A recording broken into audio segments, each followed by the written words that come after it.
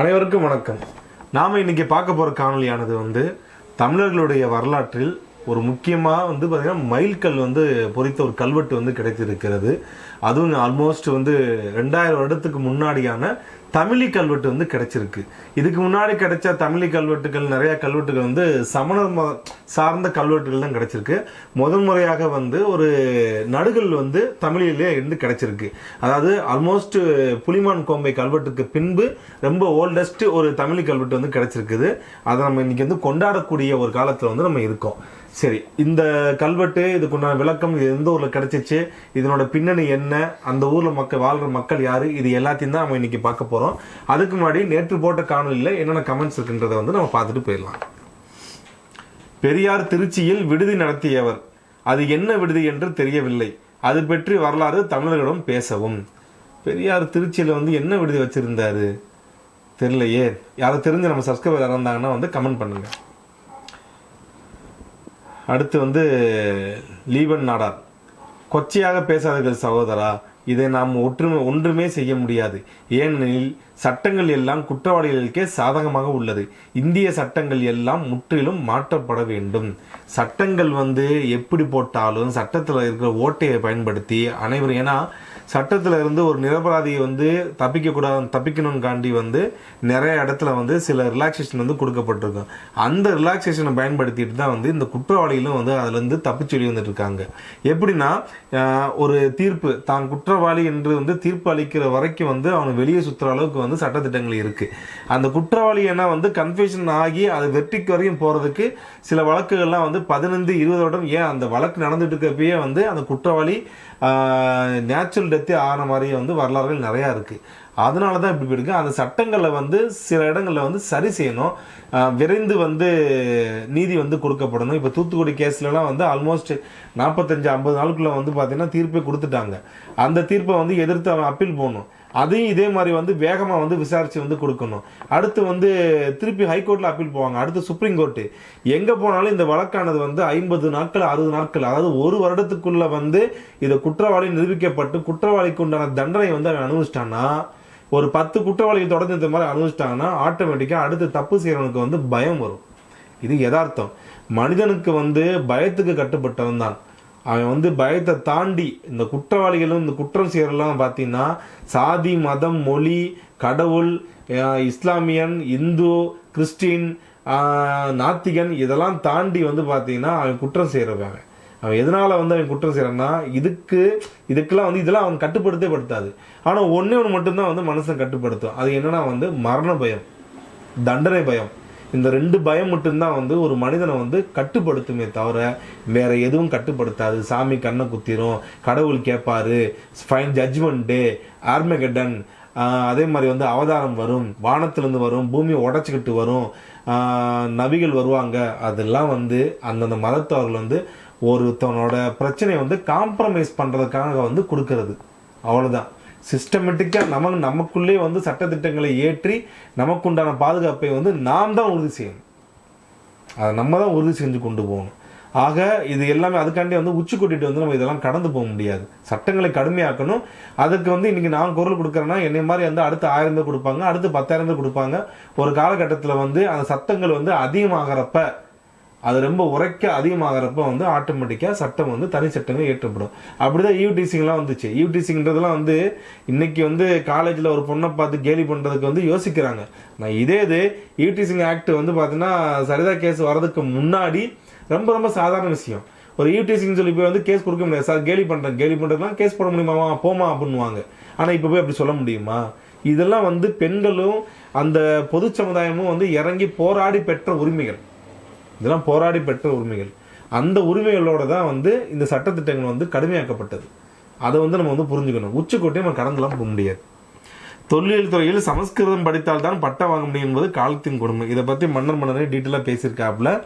இது என்ன மாதிரியான மனநிலைன்னு சொல்லி தமிழ்நாட்டு மக்கள் உணரணும்.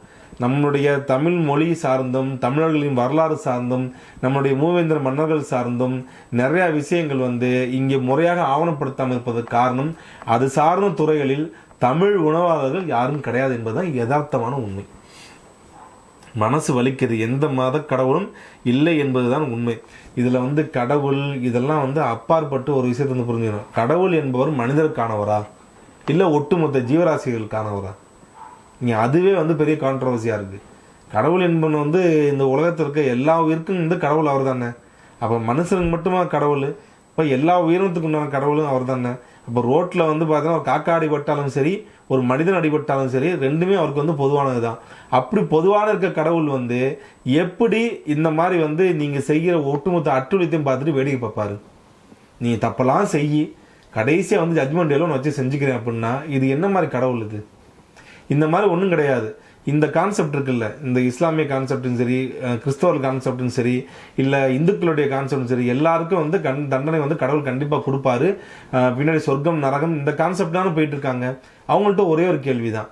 இதே போல் ஒரு மாவட்டத்தில் இருக்கிற ஒரு மாவட்ட கண்காணிப்பாளரோ, ஒரு மாவட்ட ஆட்சியரோ, ஒரு மாவட்ட டிஸ்ட்ரிக்ட் மேஜிஸ்ட்ரேட்டோ ஒரு தவறு நடக்கிறப்ப இதெல்லாம் கண்டுக்கிறாதீங்க, இதெல்லாம் வந்து மொத்தமாக நான் வந்து ஒரு சாருக்கு முன்னாடி நான் அவனை பார்த்துக்கிறேன், செத்துக்கு அப்புறம் இல்லை சாருக்கு முன்னாடி அவனுக்கு தண்டனை கொடுக்குறேன்னு சொன்னால் இது எவ்வளோ பெரிய அபத்தமானது. இந்த மாதிரி அபத்தங்களை சொல்லி சொல்லி தான் வந்து மக்களை வந்து தங்களுடைய கட்டுப்பாட்டில் வச்சுக்காங்கன்றத யதார்த்தமான உண்மை. இருக்கிற காலகட்டத்தில் வந்து சட்டத்திட்டங்களை முறையாக பயன்படுத்தி மக்கள் சந்தோஷமாக வாழ்வதற்கு என்னென்ன வழியில் இருக்கோ அந்த வழியெல்லாம் விட்டு எல்லா தப்பையும் செஞ்சுட்டு ஒரு 4 அனாதை குழந்தைகளை படிக்க வச்சுட்டு ஒரு 400 பேருக்கு சாப்பாடு போட்டால் இந்த கடவுள் வந்து நம்ம மன்னிச்சிடுவான்ற அந்த மனப்பாங்கும் இல்லை நம்ம வந்து பார்த்தீங்கன்னா ஒரு பிற மதத்தவர்களை வந்து கூட்டி போய் தீவிரவாதன்ற பேரில் வந்து கழுத்தெடுத்து போட்டு நம்ம வந்து ஜிகாத் என்ற பேரில் போனால் நமக்கு வந்து அல்லாஹ் மறுமையை கொடுப்பாரு அப்படின்னு சொல்லி நம்புறதும், அதே மாதிரி இங்கே வந்து நமக்குண்டான வந்து சட்டத்திட்டங்கள் எல்லாத்தையும் என்னதான் இருந்தாலும் அது தவறு செஞ்சால் பாவ மன்னிப்பு கேட்டால் அது வந்து பாவங்கள் மன்னிக்கப்படும், நீங்கள் போயிட்டு வந்து ஒரு சர்ச்சில் ஃபாதர்கிட்ட சொல்லிட்டோம்னா பாவங்கள் மன்னிக்கப்படும் என்பதும் இது எல்லாம் என்ன மாதிரி விஷயம் சொல்லி மக்கள் வந்து உணரணும். நமக்கு நாம் தான் வந்து நீதிபதி, நமக்கு நாம் தான் வந்து கடவுள் அவதாரம், நம்ம தான் வந்து இந்த மக்களை காப்பாற்ற நினச்சி சட்டத்திட்டங்களை வந்து கடுமையாக வழிவகுத்தால் மட்டும்தான் இதுக்குண்டான தீர்வு கிடைக்கும். வலைதளங்களில் வரும் பதிவுகள் அதிர்ச்சியை தருகின்றன. இன்ஸ்டாவில் கேட்கவே வேண்டாம், தானாக வந்து நிற்கின்றது. அதில் வருமானம் வருவதால் பலர் அதையே தொழிலாக கொண்டனர். குடும்பத்தோடு பண்ணுறானுங்க, குழந்தைய வச்சுட்டு பண்ணுறானுங்க. அரசு கடுமையான சட்டங்கள் மூலம் இதை கட்டுப்படுத்தாவிட்டால் ஒட்டுமொத்த சமுதாயத்தையும் கெடுத்து விடுவார்கள். கெடுத்துட்டாங்க. யூடியூப் வரை சமுதாயத்தை சிதைக்கின்ற ஆபாச பதிவுகள் வர ஆரம்பித்து விட்டன. எங்கும் சென்சார் கிடையாது. ஒரு பண்பாட்டை உருவாக்க பல ஆண்டுகள் ஆகிறது. ஆனால் ஒழுக்கத்தை சிதைக்கும் வீடியோ மற்றும் பதிவுகள் பண்பாட்டை எளிதாக அடித்திருந்தன. கெட்டதுக்கு அதுக்கு எப்பயுமே வந்து பார்த்தீங்கன்னா பவர் ஜாஸ்தி. தீ வந்து பார்த்தீங்கன்னா அது வேகமாக பரவுமா, இல்லை தண்ணி வந்து பார்த்தீங்கன்னா வேகமாக பரவுமா, ஈரம் வந்து வேகமாக பரவுமா, தீ தான் வேகமாக பரவும். அந்த மாதிரி தான் வந்து சில விஷயங்கள்லாம் வந்து யோசித்து பார்க்கணும். நம்ம அதெல்லாம் இங்கே யோசித்து பார்க்க முடியாது. ரெண்டாவது, இன்ஸ்டாக்கெலாம் வந்து எந்த கட்டுப்பாடும் கிடையாது. நீங்கள் வந்து ரோட்டில் நின்று 2 பேர் வந்து மாறி மாறி ஒரு ஆபாசமாக நடந்துக்கிட்டு ஒரு முத்தம் கொடுத்துட்டு இப்படி திரிஞ்சாலே அது பப்ளிக் நியூசன்ஸ் கேஸ் வந்து உள்ளே போட்டுடலாம். ஆனால் அதே இதை வந்து நீங்கள் வீடியோ எடுத்து கிஸ்ஸிங் ப்ராங்க்கு, அந்த ப்ராங்க்கு, இந்த ப்ராங்க்குன்னு சொல்லி அப்டேட் பண்ணிங்கன்னா உங்கள் மேலே வந்து வழக்கு போட முடியாது. ஏன்னா வந்து அது வேறு டிபார்ட்மெண்ட்டு போயிருது. அதுக்கு வந்து பார்த்தீங்கன்னா வந்து வேற ஒரு டிபார்ட்மெண்ட்டில் போகுது. அது சட்டத்திட்டங்கள் வேறு மாதிரி சட்டத்திட்டங்களில் போயிடுது. அது வந்து குற்றம் இல்லைன்ற மாதிரி போய் நிற்கிது. என்ன பண்ணுறது சொல்லுங்கள் நீங்கள்? ஈர வெங்காயம் ராமசாமியின் கனவு நிறைவேறி வருகிறது, வேதனை அளிக்கிறது. பெரும்பள்ளி ஹார்ட் விட்டுருக்காப்புல. ஃபெமினிசம் என்ற பேரில் பெண்களுக்கு ஓவர் பவர் கொடுப்பதே சமூக கேடை உண்டப்படும். அதாவது ஓவர் பவர்னா என்ன பவர் புரியல எனக்கு. அதாவது இந்த ஆடையை அவுத்து போட்டு நிற்கிறது, ஆடையை வந்து பார்த்தீங்கன்னா வந்து அரைங்கரமாக பண்ணிக்கிறது, நீ குடித்தா நானும் குடிப்பேன்றது, நீ தம்மடிச்சா நானும் தம்மடிப்பேன்றது, இதெல்லாம் பவரா? இதுக்கு பேர் பவர் கிடையாது. ஒருத்தனை கெடுத்து குட்டிச்சராக்கி ஒழுக்கமற்றவளாகவும் அவளை வந்து வேசியாக்குவதற்குண்டாக இதெல்லாம் வந்து பார்த்தீங்கன்னா சிஸ்டமேட்டிக்காக கொண்டு வராங்க. இதை வந்து எதார்த்தம் பண்ணணும். பவர்னா என்ன வந்து 50 IAS ஆகிக்கலாம், 50% வந்து பெண்களும் IAS ஆகலாம், 50% இடஒதுக்கீடு வந்து IPSக்கும் கொடுக்கணும், IFSக்கும் கொடுக்கணும், டீச்சருக்கும் கொடுக்கணும், இந்த மாதிரி உரிமையெல்லாம் 33% வந்து வாங்குறதுக்கு பெண்கள் எவ்வளோ தூரம் கஷ்டப்பட்டு அதை வந்து கொண்டு வந்தாங்கன்றதை பற்றிலாம் யாரும் பேச மாட்டாங்க.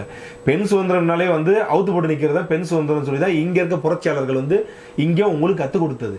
ஆனால் பெண்ணுன்றது வந்து என்னோட பொண்ணோ, என்னோட மனைவியோ, என்னுடைய அம்மாவோ, என்னோட தங்கச்சியோ யார் வந்து ஒரு சபையில் நின்றாலும் அனைவரும் எழுந்து நின்று மரியாதை கொடுக்க வேண்டிய இடத்துல அவங்க நிற்கணும். அதுக்கு அவங்க கலெக்டர் ஆகணும், ஒரு கமிஷனர் ஆகணும், ஒரு ஜட்ஜ் ஆகணும், ஒரு ஹெட் மாஸ்டர் ஆகணும், ஒரு டீச்சர் ஆகணும், ஒரு மிகப்பெரிய வந்து ஒரு பயிற்சியாளர் ஆகணும். அந்த மாதிரி வந்து யாரும் இங்கே உங்களை பேசவே மாட்டாங்க. யாரும் பேச மாட்டானுங்க. எடுத்தோன்னு வந்து பார்த்தோன்னா சிங்கப்பெண்ணு, என் மகன் முன்னாடியே வந்து பார்த்தீங்கன்னா வந்து நான் முண்டமாக தான் நிற்பேன். அதுவே வந்து பார்த்தீங்கன்னா அவன் அதை பார்த்து பார்த்து வளர்ந்தா நாளைக்கு எந்த பொண்ணையும் அவனை பார்க்க மாட்டான்னு சொல்கிற ஒரு காலகட்டத்தில் நம்ம வாழ்ந்துருக்கேன். கேவலமான காலகட்டத்தில் இவங்களை செருப்பால் அடித்தா என்ன தப்புன்னு கேட்குறேன் நான். சகோ, என்னை அவா என்று அழைப்பதனாலோ அல்லது தனிப்பட்டு கிண்டல் செய்வதனாலோ உங்கள் வாதம் வலுப்பெறாது.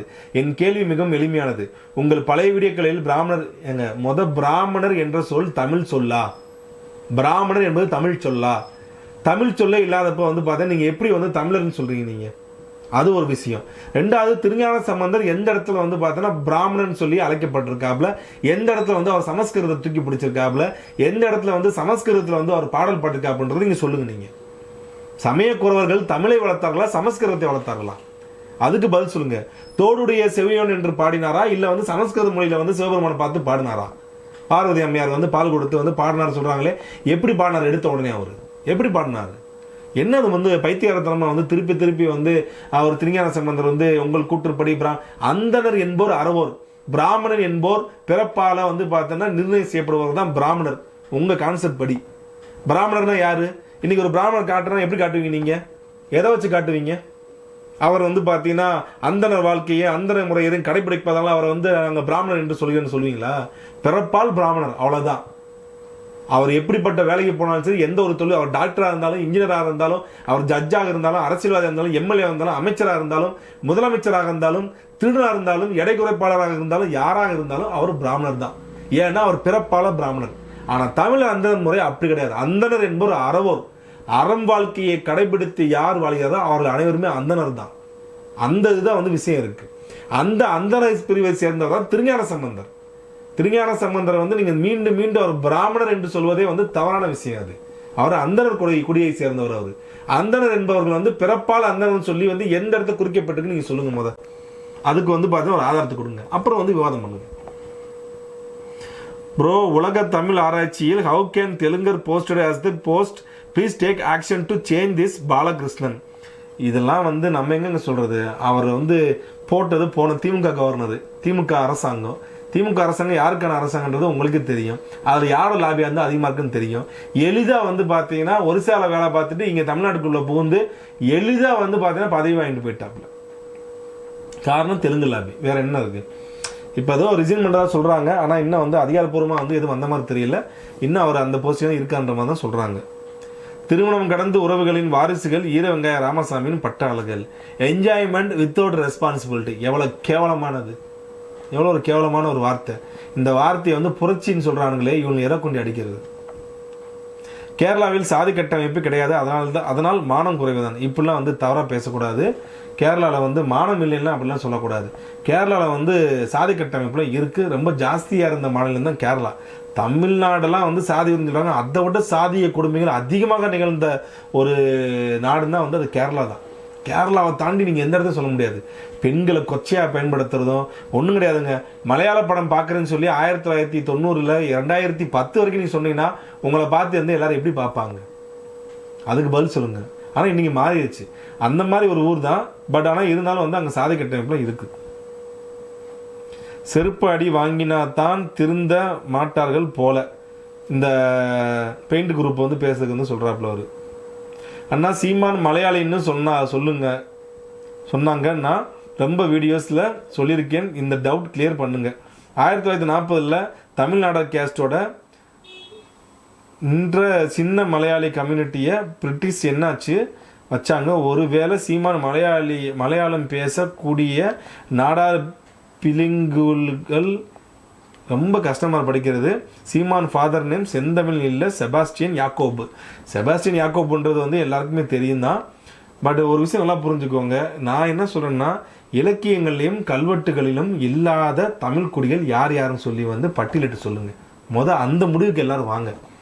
இலக்கியத்தில் இந்த பேர் இல்லை, கல்வெட்டுகளிலும் அந்த பேர் இல்லை. அப்போ இவங்க யாருன்ற விஷயத்தை வந்து அடுத்து நம்ம பேசுவோம். யார் யார் பேர்லாம் கல்வெட்டில் இருக்குன்னு சொல்லி வந்து உங்களுக்கு தெரிஞ்ச அறிவுகளை வந்து கமெண்ட் பண்ணுங்க, கண்டிப்பாக பேசுவோம்.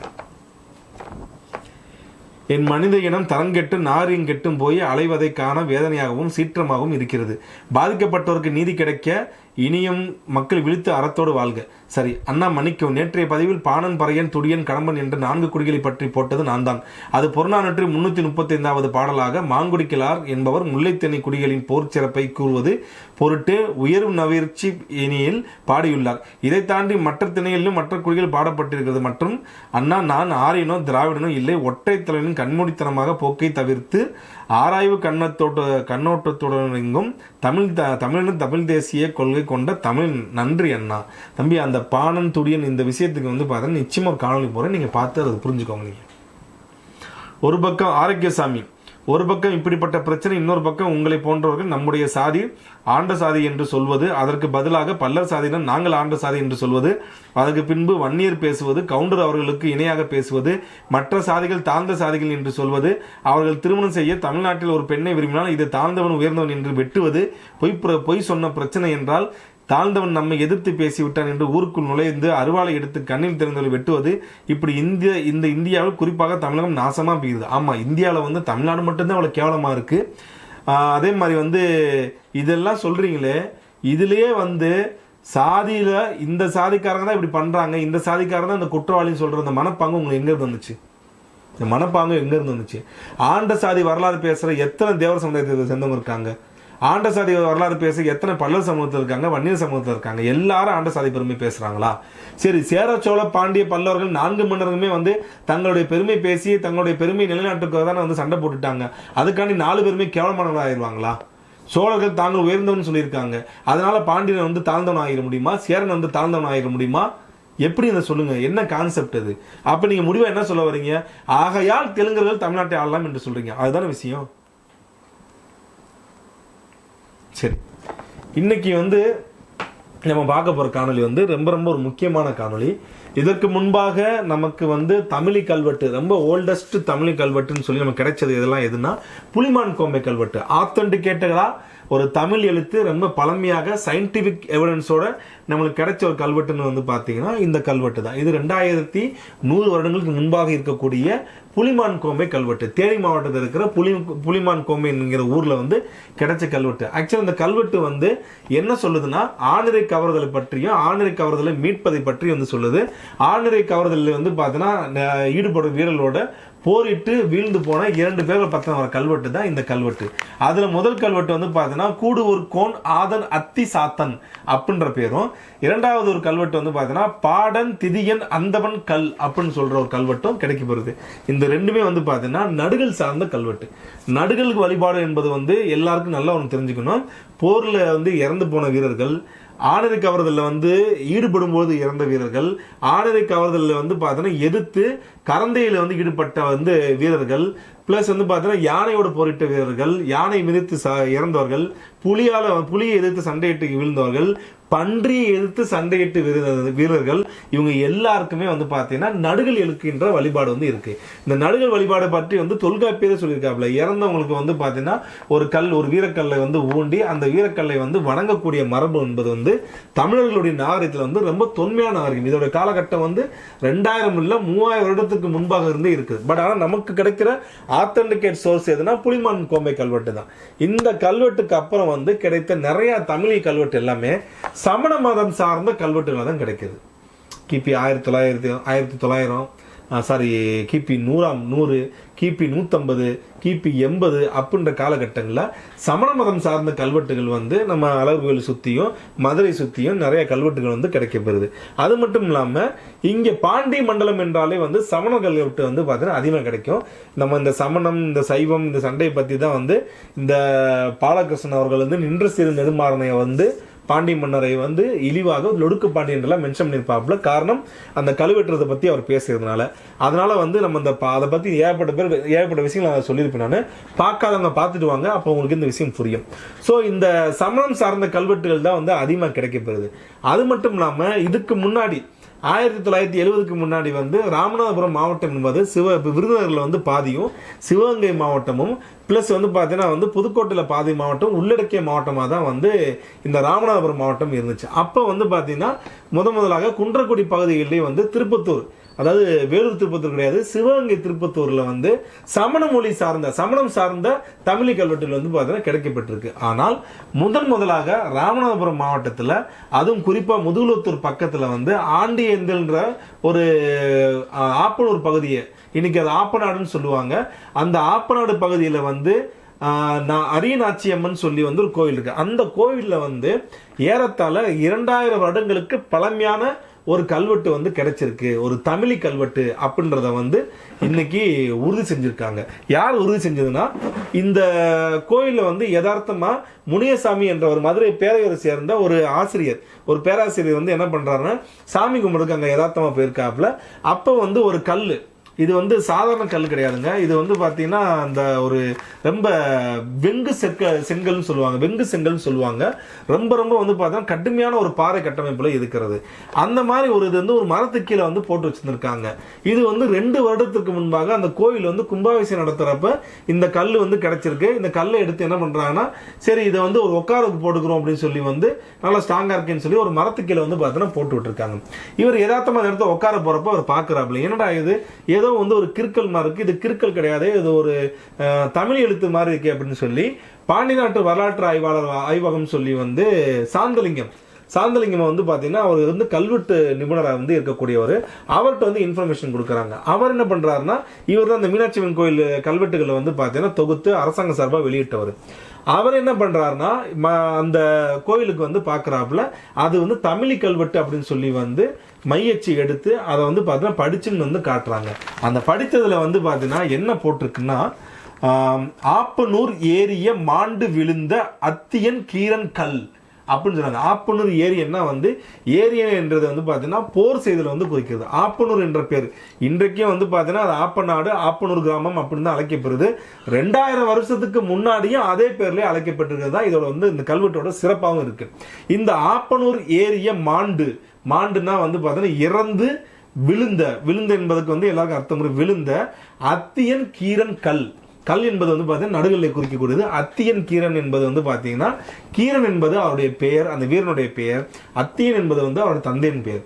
மேக்சிமம் நடுகள் சார்ந்த கல்வெட்டுகள் எல்லாமே எப்படி இருக்கும்னா, அந்த இறந்து போருடைய தந்தையோட பேரை வந்து பார்த்தீங்கன்னா முன்னாடி குறிப்பிட்டு தான் வந்து மகன் சொல்லி வந்து போட்டிருப்பாங்க. சில இடத்துல மகன் சொல்லாம பேரை மட்டும் மென்ஷன் பண்ணி எல்லாம் போட்டிருப்பாங்க. ஸோ அதனால அத்தியன் என்பவர் வந்து பார்த்தீங்கன்னா அவருடைய அப்பாவுடைய பேரு, கீரன் என்பது வந்து அவருடைய பேர். இந்த கல்வெட்டு, இந்த தமிழ் எழுத்தோட இந்த ஸ்டைல் இருக்கு பார்த்தீங்களா, இந்த ஃபான் ஸ்டைல், இந்த ஸ்டைலானது வந்து தமிழ் கல்வெட்டு அப்படின்னு சொல்லி வந்து சுப்ராயூர்ல இருந்து மிகப்பெரிய கல்வெட்டு ஸ்காலர்ஸ் எல்லாம், இன்ஸ்கிரிப்ஷன் ஸ்காலர்ஸ் எல்லாத்தையுமே வந்து பேசி இதை வந்து கன்ஃபார்ம் பண்ணியிருக்காங்க. இதை விரைவிலே வந்து பார்த்தீங்கன்னா தமிழ்நாடு தொல்லியல் துறையிலிருந்து இந்த கல்வெட்டு வந்து அபிஷியலா வந்து வெளியிடப்படணும்னு அறிவிச்சிருக்காங்க. இந்த கல்வெட்டு, இந்த ஊர், இந்த ஆப்பனூர் பகுதின்றது வந்து ரொம்ப ரொம்ப ரொம்ப ஒரு பாரம்பரியமிக்க ஒரு பகுதி. இது வந்து இந்த கல்வெட்டு வந்து பாத்தீங்கன்னா வந்து இந்த போர் சம்பந்தப்பட்ட விஷயத்தை வந்து குறிக்கிறது. இந்த ஆப்பநாடு என்பது வந்து பாத்தீங்கன்னா நம்ம சங்க இலக்கியத்திலிருந்து இன்று வரைக்கும் நம்மோடு வாழக்கூடிய ஒரு போர் மரபு, தமிழ் போர் மரபு கொண்ட மறவர் மக்கள் வந்து அதிகமாக வாழக்கூடிய ஒரு பகுதியாக தான் இந்த இருக்கு. இந்த ஆப்பநாடு என்பது வந்து பாத்தீங்கன்னா அவங்களுடைய நாட்டு கட்டமைப்புல உள்ள வர்ற ஒரு நாடாக தான் வந்து இன்னைக்கு வந்து அது அறியப்படுது. ரொம்ப காலங்கள் முன்னாடியே சேதுபதி காலத்திலே வந்து இது ஆப்பநாடு என்று தான் அழைக்கப்பட்டிருக்கு. அதுக்கு முன்னாடியே வந்து பாத்தீங்கன்னா ஆப்பனூர் என்ற பெயர்ல வந்து கல்வெட்டுகள் 13ஆம் நூற்றாண்டு, 14ஆம் நூற்றாண்டு, 12ஆம் நூற்றாண்டு சொல்லி பிற்கால பாண்டியர் ஆட்சி காலத்திலே வந்து ஆப்பனூர் என்ற பெயர் வந்து அறியப்பட்டிருக்கு. அப்படி இருக்கிறப்ப வந்து இந்த ஆப்பனூர் பகுதி பிளஸ் இந்த வீரம், இந்த நடுகற்கள், சங்ககால இலக்கியங்களை வந்து பாத்தீங்கன்னா ரெண்டாவது இன்னொரு இது ஒரு பியூட்டி என்னன்னா, இந்த கல்வெட்டோட காலம் 2000 வருடங்கள். இந்த காலகட்டங்கள்ல தான் வந்து அப்ப இருந்த மதுரை கணக்காயர் நக்கீரனுடைய அப்பா மதுரை கணக்காயர் அவங்க காலகட்டத்தில் வந்து திருவியின் மார்பின் தென்னவன் மறவன் என்று சொல்லி அந்த பாடல்கள்லாம் வந்து பார்த்தீங்கன்னா சங்க இலக்கியத்தை வந்து பாடப்படுகிறது.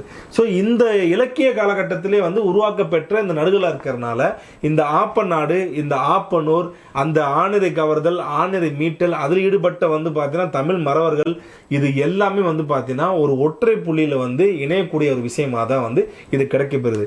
இது வந்து இல்லைங்க நீங்க உங்க சாதி, நீங்க மறவர்ன்றனால வந்து நீங்க இப்படி பேசுறீங்க அப்படின்னு சொல்லி இதை நீங்க கடந்து போனீங்கன்னா அது வந்து நீங்க உங்களுடைய மனநிலை எப்படி இருக்குன்னு பார்த்துக்கோங்க. அப்படின்னா அதாவது சங்க இலக்கியங்களில் வந்து நான் அந்த பாடப்பட்ட பாடலும் சரி, அந்த ஒரு பாயிண்ட்டையும் பிளஸ் இந்த கல்வெட்டு கிடைக்கப்பெற்ற ஒரு பாயிண்ட்டையும், அந்த கல்வெட்டில் வந்து குறிப்பிடப்பட்ட அந்த ஆப்பனூர் ஒரு பாயிண்ட்டையும், அந்த ஆப்பனூர் என்பது வந்து இப்போ ஆப்பநாடாக வந்து மறவர் நாடாக இருக்கிறது என்பது ஒரு பாயிண்ட்டையும், பிளஸ் அந்த வீரர்கள் என்பது வந்து பார்த்தீங்கன்னா சங்க இலக்கிய காலகட்டத்திலே வந்து பார்த்தீங்கன்னா திருவின் மார்பின் தென்னவன் மரபன் என்று குறிப்பிடப்பட்டதையும், ரெண்டாவது இது பாண்டி நாட்டுடைய முக்கிய ஒரு பகுதியாக இருந்தது என்பதை வந்து நான் இங்கே வந்து பதிவு செய்கிறேன். இந்த எல்லா பாயிண்ட்டையும் சேர்த்து தான் வந்து இந்த விஷயத்தை வந்து வெளிக்கொண்டு வந்திருக்கேன். அது மட்டும் இல்லாமல் இந்த தமிழி கல்வெட்டு என்பது மதுரை பாண்டிய மண்டலம் என்பது கடைசி எண்டு எதுனா வந்து இந்த ராமநாதபுரம் மாவட்டம் தான். இதனுடைய பழைய பேர் என்னன்னு பார்த்தீங்கன்னா முகவைன்னு சொல்லுவாங்க. அதாவது இது வந்து பார்த்தீங்கன்னா பாண்டி மண்டலத்துக்கு ஒரு முகமாக இருக்கக்கூடிய ஒரு பகுதியாக தான் வந்து அன்றைய காலகட்டத்திலிருந்து இன்றைய காலகட்டம் இருக்கு. பாண்டி நாட்டோட கடைசி எல்லை ராமநாதபுரம், சோழ நாட்டோட கடைசி எல்லை புதுக்கோட்டை. இந்த ரெண்டு வந்து சந்திக்கிற இடம் தான் வந்து பார்த்தீங்கன்னா உங்களுக்கு காநாடு கோநாடு என்று வந்து ரெண்டா வந்து பிரிச்சிருப்பாங்க. ஸோ அப்படி இருக்க ராமநாதபுரம் மாவட்டத்தில் ஒரு தமிழி கல்வெட்டு பாண்டிய மன்னர்கள், கொற்கை பாண்டியர் மன்னர்கள் இருந்து சங்ககால பாண்டிய மன்னர்கள் இருந்து ஆட்சி பண்ண மிக முக்கியமான பாண்டிய மண்டல பகுதியில் வந்து தமிழி கல்வெட்டு கிடைக்கிறது நமக்கு உண்மையிலே ரொம்ப சிறப்பு மிக்க ஒரு பகுதியாக தான் நம்ம இதை பார்க்கணும். அது மட்டும் இல்லாமல் இன்னொரு விஷயம் வந்து அடிஷனல் இன்ஃபர்மேஷன் சொல்றேன். இந்த அரியநாச்சி என்பது ஆப்பநாட்டு கொண்டையங்கோட்டை மறவர்களுக்கு வந்து பார்த்தீங்கன்னா இந்த கோயில் சொல்றாங்க பார்த்தீங்களா, இந்த கோயில் இந்த கல்வெட்டு கிடைச்சிருக்குல்ல, அது இந்த குடமுழுக்கு நடத்திருக்காங்களே, இந்த கோயிலானது, இந்த அரியநாச்சி கோயிலானது கொண்டையங்கோட்டை மறவர்களின் அவர்களுடைய இது குலதெய்வம். இவருடைய குலதெய்வம் தான் அந்த கோயில். அரியநாச்சி அம்மனை வந்து வணங்காத கொண்டையங்கோட்டை மறவர்களே கிடையாது. திருநெல்வேலியில் இருக்கிற மறவர்கள் கூட, கொண்டையங்கோட்டை மறவர்கள் கூட வந்து அரியநாச்சி அம்மனையை வந்து பார்த்தீங்கன்னா குலதெய்வமா வந்து வழிபட்டு கொண்டிருக்காங்க. அரியநாச்சி அம்மன் என்பது வந்து அவர்களுடைய கொற்றவினுடைய ஒரு வழிபாடாக தான் வந்து அவங்க எடுத்துக்கிறாங்க இன்னைக்கு வரைக்கும். ஸோ அது மட்டும் இல்லாமல் அவங்க ஒரு தாய்வழி சமூகமாக தான் வந்து இன்றைக்கு செயல்படுறாங்க. அவர்களுடைய பெண் பிள்ளைகளுக்கு ஒரு கிளை முறையை வந்து வச்சிருப்பாங்க. அந்த பெண் பிள்ளைகளுடைய கிளைகள் தான் வந்து அவருக்கு பிறக்கின்ற மகன்களும் வந்து அந்த கிளையை தான் ஃபாலோ பண்ணணும். தந்தைட்டு இருந்து வராது. தந்தைட்டு இருந்து தேவர் என்ற பட்டம் மட்டும் தான் வரும். பட் தாயிட்டு இருந்து தான் வந்து அனைத்து வகையான இந்த திருமணம் சார்ந்த கிளைகள், உறவு முறைகள் எல்லாமே வந்து தாயை வைத்து தான் மையப்படுத்தி வரும். தாயோட கிளையை வைத்து, தாயோட முறையை வைத்து தான் வந்து அங்கே வந்து சொந்த பந்தங்களை கொண்டாட முடியும்.